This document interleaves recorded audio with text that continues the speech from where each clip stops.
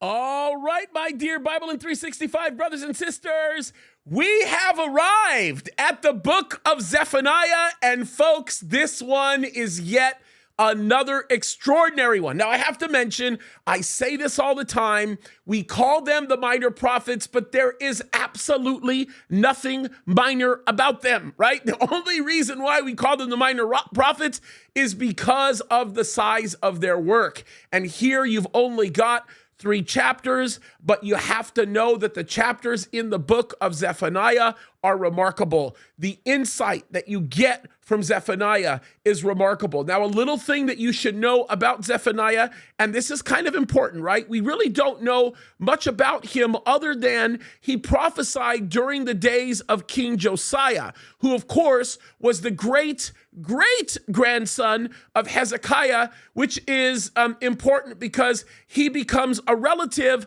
of the Josiah of 641 and to 609. Now, that becomes important for us to understand because when we know the dating and the context of the book, it helps us to better develop a deeper awareness of the things that are being communicated in context, because what this does is it also allows us to better understand how imminent judgment is coming and how bad the time is during the moment that Zephaniah is communicating, and it causes us to be able to better relate to what we're actually seeing here. And this is really, really important to be able to know and to understand, because we know that Zephaniah had to have been speaking in a time where it was remarkably unpopular to be speaking.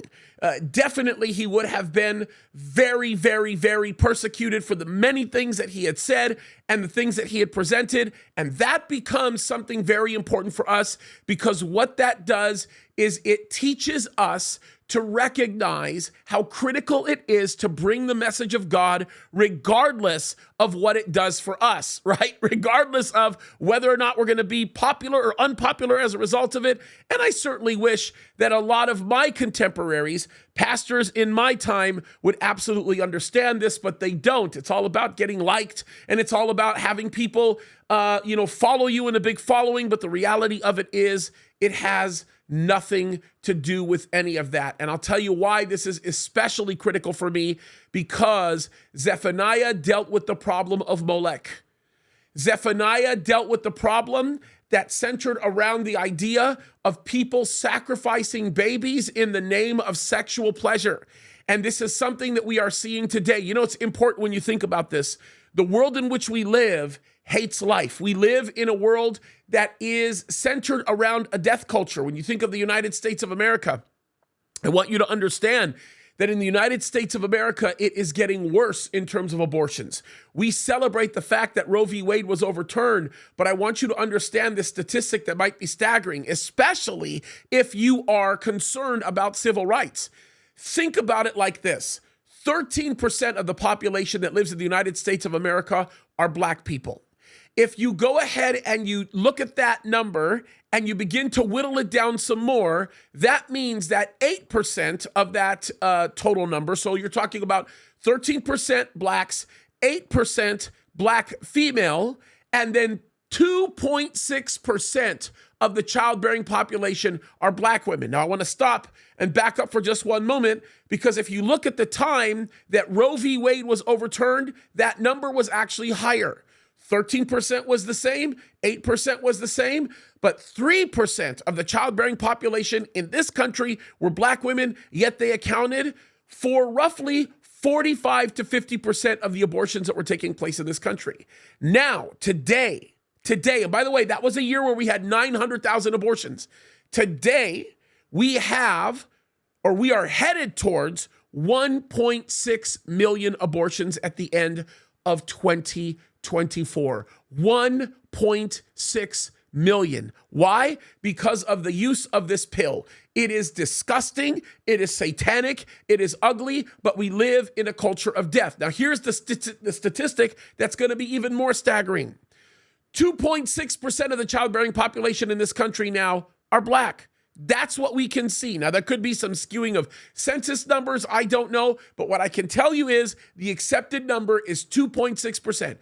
2.6% of the childbearing population in this country is black, yet this year they will account for 60% of the abortions. Okay, folks, let me just explain what that looks like. If it's accounting for 60% of the abortions, that means that instead of 400,000 or 450,000 black babies dying, it actually means now we are closer to 750,000 black babies dying. Folks, it's a serious problem.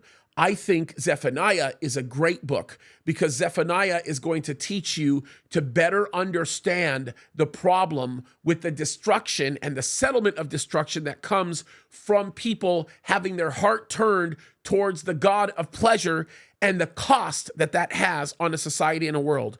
God makes it very clear. There is impending day of wrath that's coming for Judah because Judah bought into those lies.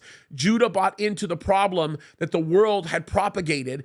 And the problem is God said he was going to not let them get away with it. Now, of course, what's amazing is God says that there will come a point in time, and he does it in Zephaniah, that they are going to be redeemed.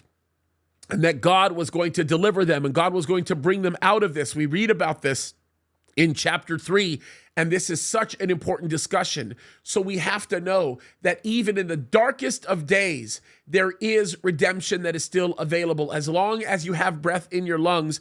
And what's even more important is that God treats his people in a very special way. And folks, he is certainly not done with Israel. That's an important thing to grasp. You're going to be able to gather that from the book of Zephaniah, go through it slowly, go through it methodically. But there's a few things that I want you to take home. Number one, you trust in God and you're never going to be failed. That's number one. Number two, God is not done with the nation of Israel. Let me remind you again, God is not done with the Jews and he is not done with the nation of Israel. And there is so much that we can learn from it because there is a better day coming for the Jews and there's a better day coming for Israel. And you learn that in Zephaniah. All right. God bless you guys. You're doing a great job. Can't wait for the upcoming Q&A. And folks, we are very close to getting through the whole Bible. I'm proud of you. You're doing a great job. Keep fighting the good fight. We love you guys. God bless you.